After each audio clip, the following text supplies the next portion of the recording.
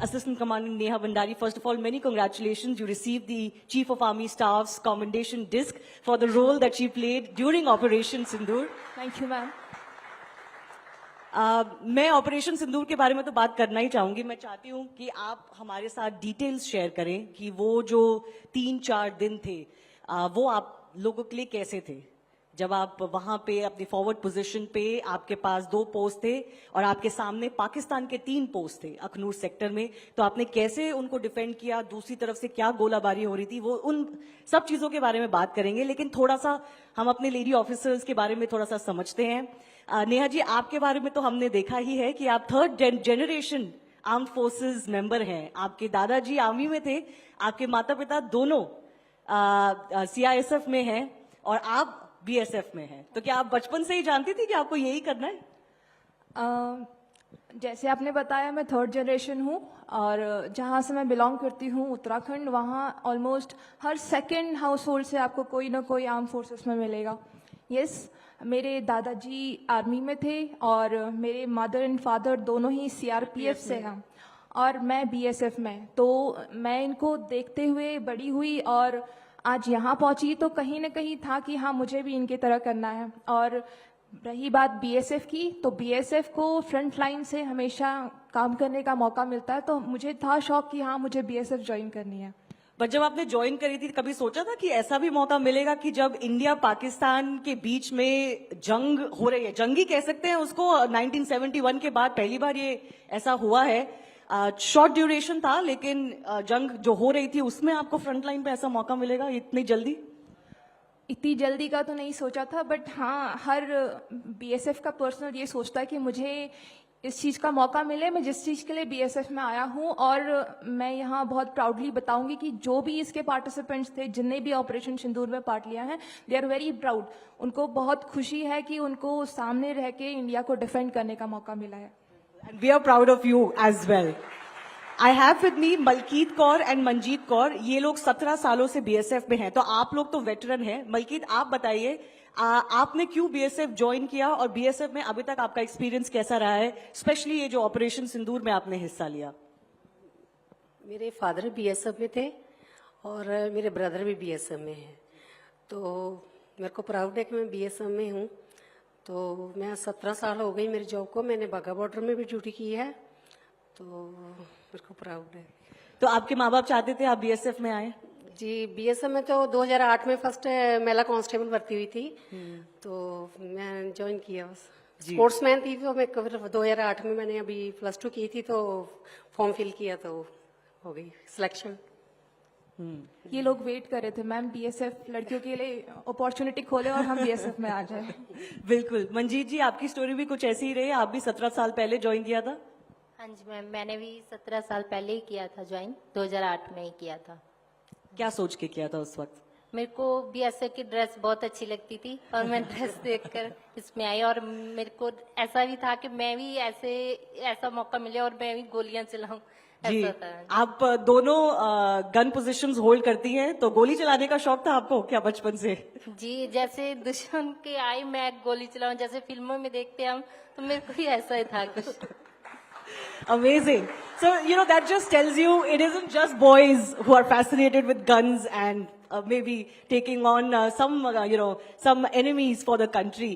स्वप्ना, आप young officer हैं नेहा की टीम में. आपने 2023 में ही ज्वाइन किया था BSF को, तो आपको तो बहुत जल्दी मौका मिल गया. बिल्कुल आते ही ट्रायल बाय फायर हो गया आपका. ऑपरेशन सिंदूर में सीधा हिस्सा लिया आपने. मैंने सोचा नहीं था कि इतना जल्दी मुझे मौका मिल जाएगा, पर अच्छा लगा बहुत. हाँ, आपने BSF क्या सोच के ज्वाइन किया था? क्योंकि मैं बंगाल से हूँ, तो उधर में मैंने देखा BSF को काम करते हुए, तो मुझे बहुत अच्छा लगता था बचपन से, तो मेरा भी शौक था इसमें आने का. तो कभी ये नहीं सोचा कि ये तो मर्दों का काम है, मैं क्या करूंगी यहाँ पे? नहीं, मैंने बहुत लेडी ऑफिसर को भी मैंने देखा था, तो मुझे भी अच्छा लगा उनको देख के काम करते हुए. तो मेरा भी सपना था कि मैं भी वो वर्दी पहनूं. जी जी, बहुत अच्छा. इनफैक्ट इनकी जनरेशन में तो आपके जैसे ऑफिसर्स और देखे हैं. आपने जब ज्वाइन किया था मंजीत जी, तब तो महिलाएं बहुत कम होती थी, तो तब उस वक्त आपको ये नहीं लगता था कि मैं कोई और लाइन ले लूं? तो नहीं मैम, मेरे को ऐसा कुछ नहीं लगा. मैंने फर्स्ट टाइम ये किया और मेरे को यही शौक था और यही मेरे को मिल गया. मंजीत जी, आपके लिए? नहीं, मेरे को भी शौक था इसका भी। तो कभी ये नहीं सोचा कि ये काम शायद महिलाओं के लिए नहीं है? नहीं नहीं। ऐसा कभी नहीं सोचा? बहुत अच्छा.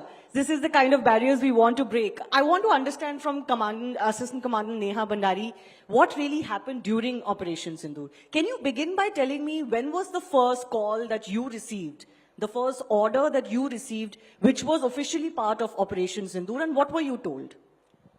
Ma'am, after 22nd of April, when the incident happened in Pahalgam, it was quite evident that our government will retaliate because this time our civilians were targeted. So from that particular, very particular that day, we started preparation on every fold. We started strengthening our own morchas or our bunkers where we will be staying if any such retaliation happens.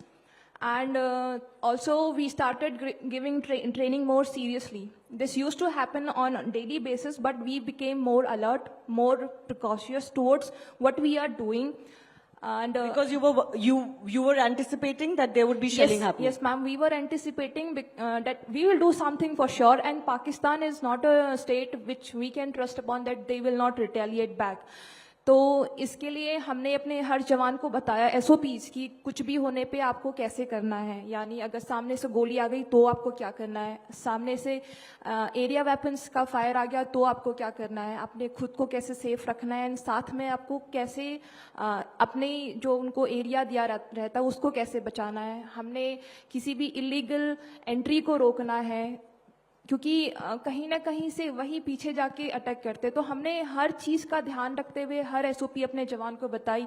ये एकदम 22 अप्रैल से शुरू हो गया था. आते आते 7 अप्रैल हुआ और इस टाइम बहुत सारी विजिट्स May 7th को जब हुआ. May 7th को बहुत सारी विजिट्स शुरू हो गई थी क्योंकि माहौल इंटेंस हो गया था. आपको हर तरीके के मैसेजेस मिल रहे थे, ये हो सकता, वो हो सकता है, ये हो सकता है. तो हर ऑफिशियल ने, हर कमांडिंग ऑफिसर ने इंस्पेक्ट किया कि हमने तैयारी सही से करी है नहीं करी है. हर किसी ने मुझे मोटिवेट किया, मेरी टीम को मोटिवेट किया, सबको कि या आप बहुत अच्छा कर रहे हैं, आगे भी ऐसे अच्छा करते रहेंगे. May 7th को ऑपरेशन सिंदूर जब एक्चुअल में एयरफोर्स ने डीप इनसाइड पाकिस्तान टारगेट किया तो इट वॉज क्वाइट एविडेंट अब हो गया है. तो सामने से पाकिस्तान ने भी throughout Jammu border area weapons start कर दिए थे. And we being at borders, international border, हमसे जस्ट लगा लीजिए 100 मीटर पे पाकिस्तान की पोस्ट रहती है. तो जो कम रेंज के एरिया वेपन्स भी है वो बहुत इजीली हमारी पोस्ट पे हम पे टारगेट किए जा सकते थे. तो अगेन हमने फिर through out that period of 72 hours हमारे जो ट्रूप्स थे वो आगे जो हमारी फॉरवर्ड पोस्ट होती उसमें रहे. 72 आवर्स के लिए आप फॉरवर्ड पोस्ट में रहे? हाँ जी, 72 आवर्स बिना किसी ब्रेक के? बिना किसी ब्रेक के, क्योंकि थ्रू आउट बॉर्डर को गार्ड करना वॉज वेरी इंपॉर्टेंट. हमें किसी भी तरीके की चूक उस टाइम मंजूर नहीं थी और उस टाइम हमें अपनी भी सेफ्टी ध्यान रखनी थी. तो हमारे जो जवान थे आगे फॉरवर्ड पोस्ट पे डिप्लॉयड थे और यू होते होते अब हर जगह शेलिंग हो रही है, आगे इधर उधर. आप थ्रू आउट बंकर्स में, रात में भी आप बंकर्स में लेटे हैं. मैं अपने जवानों के साथ मैं बंकर्स में थी और उनने मुझे कभी फील नहीं कराया कि मैं अलग हूँ, वो अलग है, या उनने मुझे नहीं सुनना या मैंने उन्हें नहीं सुना. मुझे कभी फील नहीं कराया कि मैं एक लड़की हूँ और ना मुझे कभी इनने फील कराया कि ये लड़कियां है और ये डर रही है, और ना किसी मेरे मेल ट्रूप ने फील किया कि वो डर रहे हैं. दे वर वेरी एक्साइटेड कि उनको ये मौका मिला है. हम उनको मोटिवेट कर रहे थे और होते होते फिर May 10th आया जब एक्चुअल में पाकिस्तान की तरफ से हमारी अपनी पोस्टों पे एरिया वेपन्स का उनने अटैक शुरू कर दिया. दिन के 3 बजे थे और शेलिंग होने लगी. अब आपके अपने ऊपर आ रहा है. तो दैट वाज द टाइम कि यस अब हमने खोलना है.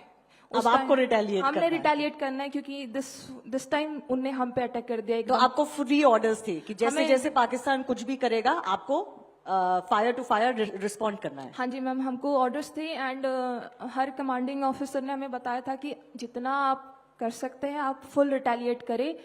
अपने अकॉर्डिंगली आपको ये भी देखना है कि एम्यूनिशन बचाना है.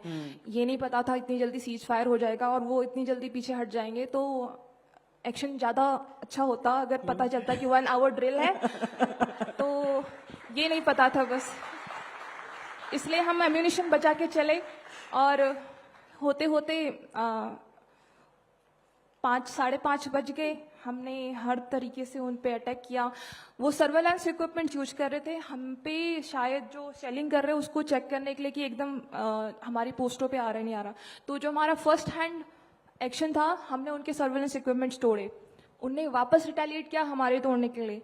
तो हमने फिर उनको अलग अलग जगह से टारगेट किया कि वो एकदम टारगेटेड एक्शन हमारे सर्वेलेंस इक्विपमेंट्स में ना कर पाए, क्योंकि हम उनसे उनको मॉनिटर करते हैं through out day night. BSF front line पे रहती है, फर्स्ट लाइन ऑफ डिफेंस है।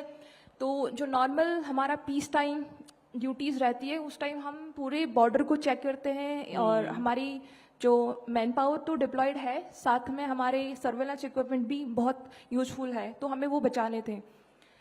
तो इस तरीके से ये होते होते 5:30 हुआ और सीज फायर डिक्लेयर हो गया मैम। तो it was मौका like- रह गया आपकी बार। नहीं, बट आपने इतना अच्छा एक्शन किया कि आपकी 2 पोस्ट थी, तो वो 2 पोस्ट तो आपने बचाई ही। जो सर्वेलेंस आप इक्विपमेंट कह रहे हैं वो भी बचाया, लेकिन जो आपके सामने जो पाकिस्तान की 3 पोस्ट थी, वहां से वो छोड़ के भाग गए। हाँ जी मैम। ये आपने कैसे किया? मैम मैं बता रही हूँ ना, हमने एरिया वेपन्स से उनको टारगेट किया हर तरफ से। तो वो इतना हेवी आपने एक एक्शन किया कि वो छोड़ के भाग गए वहां से। हाँ जी मैम। ये आपने देखा कि वो खाली देखा- करके चले जी गए। मैम, जी मैम। अमेजिंग। मलकित, आप कुछ शेयर करना चाहेंगी? 72 आवर्स के लिए आपके जो ये बंकर होते हैं, बहुत छोटे छोटे होते हैं, बहुत कॉम्पैक्ट बंकर्स होते हैं, आप गन पोजीशन होल्ड करती हैं, है ना? तो आप अपना एक्सपीरियंस शेयर करना चाहेंगी? मतलब 3-4 दिन के लिए ऐसे वहां बंकर में रहना और बिल्कुल अलर्ट रहना, मॉनिटर करना, और ऊपर से आपके ऊपर शेलिंग भी हो रही है, वेपन्स यूज किए जा रहे हैं, तो वो कैसा रहे दिन आपके लिए? हमें तो वैसे बोला गया था कि अगर आप वापस जाना चाहते हो पीछे तो जा सकते हो, पर हमें ऐसा मौका मिला तो बढ़िया लगा कि नहीं, हमें पीछे नहीं जाना चाहिए। 17 साल बाद ऐसा मौका मिल रहा है। तो फिर हम 48 घंटे से ऊपर ही हमने टाइम उधर निकाला। तो 3 हम लड़कियां थी, दोनों एक मोर्चे में ये थी और मेरे मोर्चे में हम थे। तो 9 तारीख तक तो हम तो रहे, फिर 10 तारीख को फायरिंग शुरू हो गई।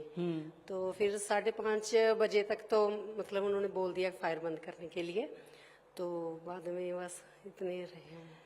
उस टाइम पे आपको, आप जैसे आप बता रहे हैं, I don't know how many of you know, but they were given an option to kind of leave their forward positions, but they all chose to stay there. Manjeet, आप शेयर करना चाहेंगी उस वक्त, क्योंकि ये शायद पहली बार इतना एक्सपीरियंस रहा होगा एक्टिव शेलिंग का, एक्टिव कॉम्बैट का। आप शेयर करना चाहेंगी कि वो एक्सपीरियंस कैसा डिफरेंट? आपकी ट्रेनिंग तो ऑफ कोर्स होती ही है इस चीज की, लेकिन उसको एक्चुअली देखना अपने सामने।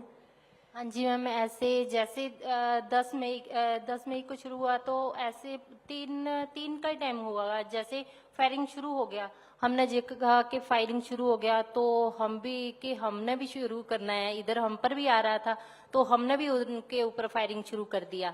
तो ऐसे हम भी कर रहे थे, वो भी कर रहे थे। तो वो एक कर रहे थे, हम 4 उनको ऊपर डाल रहे थे। तो ऐसे करते लगातार हो रहा, तो फिर उन्होंने बंद कर दिया। जैसे हमारा फायर चल रहा था, उनको मजबूर हो गए, वो बंद कर दिया उन्होंने फायर। फिर किसी भी मोमेंट में आपको लगा कि ये शायद नहीं हैंडल हो पाएगा, थोड़ा सेफर पोजीशन पे मूव करना चाहिए? नहीं मैम, ऐसा कुछ नहीं लगा हमें कि ऐसा कुछ होगा। हम अपना काम कर रहे थे।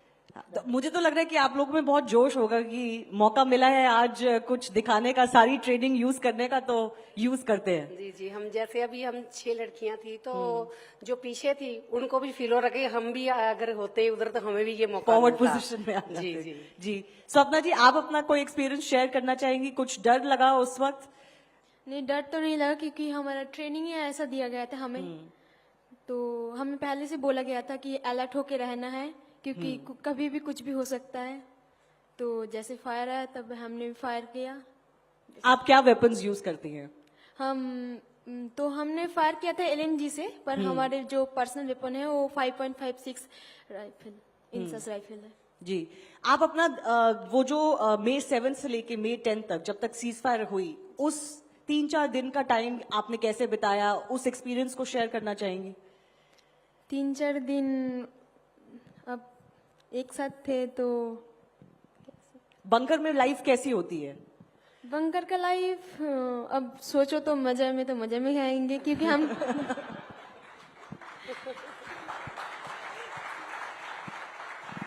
Neha, would you like to describe what it's like to be all pushed up in a bunker and, to be on high alert as you were at that time? Ma'am हमारे पास अलग अलग तरीके के बंकर्स हैं, कुछ नए बने हैं और कुछ बन रहे हैं, और जो नए बने हैं वो डबल फ्लोरी है, और जो पुराने हैं सारे सेफ हैं। अच्छी खासी उनमें वॉल में थिकनेस है, लेकिन कुछ सिंगल रूम वाले हैं, कुछ डबल रूम वाले हैं। तो जो सिंगल रूम है, आप समझ लीजिए आपको वही 3 लोग दिन रात वही देखने हैं। आप ना बाहर आ सकते हैं ना कहीं जा सकते हैं, आपने वहीं रहना है और अलर्ट रहना है। आपको पता है सब कुछ इधर गिर रहा है, उधर गिर रहा है, यहाँ हो रहा है, पीछे हो रहा है। तो उस एक रूम में आप रहते हैं, हर डेली एक्टिविटी जो आप वहीं करते हैं, और कितना ही बताऊंगी। तो आप अपने आप को अलर्ट कैसे रखते हैं इतने टाइम तक एक ही कमरे में?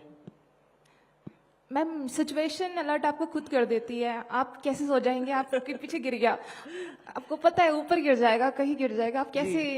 वैसे तो बीएसएफ थ्रू आउट अलर्ट रहती है मैम, हमारी ड्यूटी है और हमें इस तरीके से ट्रेन किया गया है कि हमें पता है अपनी ड्यूटी हमने अपनी अच्छे से फुलफिल करनी है। बट ऐसी सिचुएशन में आप बिल्कुल भी चांस नहीं ले सकते, क्योंकि इस बार पता है हम पे खुद पे भी आएगा। जी जी बिल्कुल नहीं, बट आप कुछ डिस्क्राइब कीजिए मलकीत जी की, जैसे आपको कितने घंटों के लिए लगातार खड़े रहना पड़ता है या जगे रहना पड़ता है, कैसे आप डिवाइड करते हैं आपस में? हमारी 6 जैसे ओपी होगी हमारी, तो 6 से 12 बजे तक होगी। अगर एफडीपी में रात को नाका है तो फुल डे पर 3 घंटे का होता है हमारा, 3 शिफ्ट में होता है हमारा। हाँ जी। और अपने आप को बिल्कुल अलर्ट रखना, उसके लिए आपने कुछ स्ट्रेटेजी अपनी बनाई है? सबके अपने अपने तरीके होते हैं। नहीं नहीं, अपने आप को भी सेव करना है। जो हमारे ऊपर मतलब जो रेस्ट कर रहे हैं, जो उनकी नेक्स्ट ड्यूटी है, तो उनको भी सेव करना है, तो अपने एरिया को भी देखना है। जी बिल्कुल बिल्कुल। मैं आपसे पूछना चाहती हूँ कि आपको लगता है कि ये जो एग्जाम्पल आप लोगों ने सेट किया है मंजीत जी, उसकी वजह से कॉन्फिडेंस आएगा बीएसएफ में और लोगों को भी और लड़कियों को भी, और पूरी जो डिफेंस फोर्सेस हैं और जो देश है उनको भी कॉन्फिडेंस आएगा कि महिलाएं भी फॉरवर्ड पोजीशन में या कॉम्बैट रोल्स में अच्छा परफॉर्म कर सकती हैं? हाँ जी मैम, जैसे उधर बॉर्डर के लोग हैं वो भी बड़े खुश हुए कि आप लोगों ने लड़ाई लड़ी, आप पीछे नहीं गए।